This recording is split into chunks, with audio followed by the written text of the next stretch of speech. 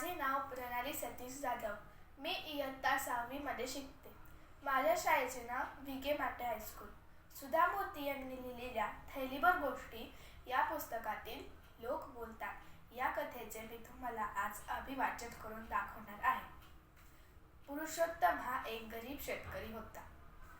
आपला मुलगा बालशेखर याचा सांभाळ करण्यासाठी आणि घर चालवण्यासाठी तो काबाड कष्ट करत असे.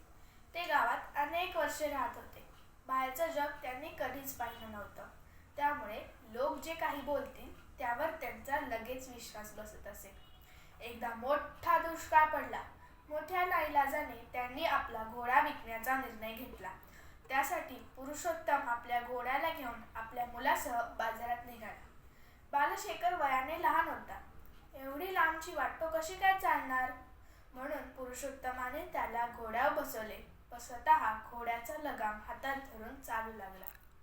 रस्त्यात त्यांना ओळखीच्या माणसांचा घोळका भेटला. बालशेखरला घोड्यावर बसलेले पाहून ते म्हणाले, बालशेखर, अरे तुला काही डोकं आहे की नाही? तुझे वडील म्हातारे आहेत, थकले आहेत. तू एवढा लहान आहेस, तू चालू शकतोस, पळू शकतोस. तुझ्या वडिलांना घोड्यावर बसवून तू चाललं पाहिजेस. बालशेखरला ते पटलं.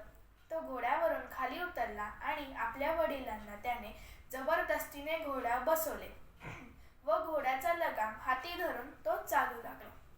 थोडा काळ गेला आणि जरा पुढे गेल्यावर परत त्यांना ओळखीची माणसं भेटली. या दोघांकडे पाहून ती उपहासाने हसू लागली. पुरुषोत्तम, अरे काय हा मूर्खपणा? या इतक्या लहान मुलाला पायी चालायला लावून तू खुशाल घोड्यावर बसला आहेस. तो मुलगा इतका लहान, केव्हाच दमून जाईल.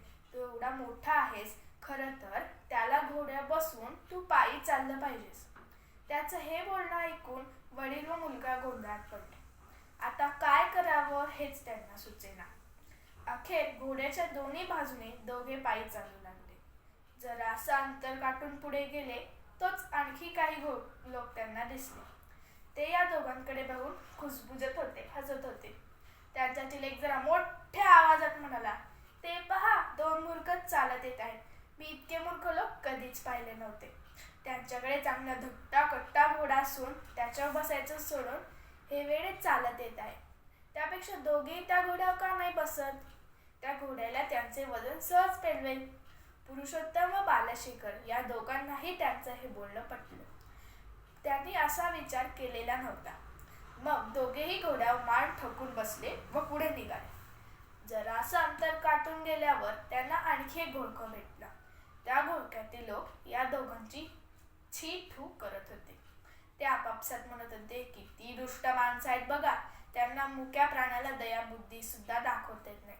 चांगले खणखणीत तब्येतीचे असूनही खुशाल त्या घोड्यावर बसले आहेत. थोड्याच वेळात तो घोडा खाली कोसेल. बिचारा आधीच किती आजारी दिसतोय. मी जर त्याच्या जागी असतो तर त्या मुक्या प्राण्याला मी माझ्या खांद्यावर वाहून नेलं असतं. आता पुरुषोत्तम आणि बालशेखरला काय घोड्याचे मागचे पाय व पुढचे पाय घट्ट बांधून टाकले व त्याला खांद्यावर उचलून निघाले. त्या घोड्याला त्याचा त्रास होऊ लागला. चालता चालता रस्त्यात त्यांना एक पाण्याचा ओहोळ लागला. त्या ओहोळाला ओलांडून पलीकडे जाण्यासाठी एक लहानसा सेतू बांधलेला होता. घोड्याला पाणी दिसताच त्याने लाथा झाडायला सुरुवात केली. या दोघांना तो आवरेना. अखेर तो पाण्यात पडला. लाथा झाडता झाडता त्याच्या पायाचा दोट निघाला आणि घोडा चौकूर उधळून निघून गेला. काही लोक हे दृश्य बघत होते. ते हसून म्हणाले, किती मूर्ख माणसं आहेत बघा. त्यांना साधा एक घोडा सुद्धा विकता आला नाही. पुरुषोत्तम आणि बालशेखरला काय करावं तेच कळेना. त्यामुळे लोक काय बोलतात याचा विचार न करता आपण आपले काम करतच राहावे. धन्यवाद.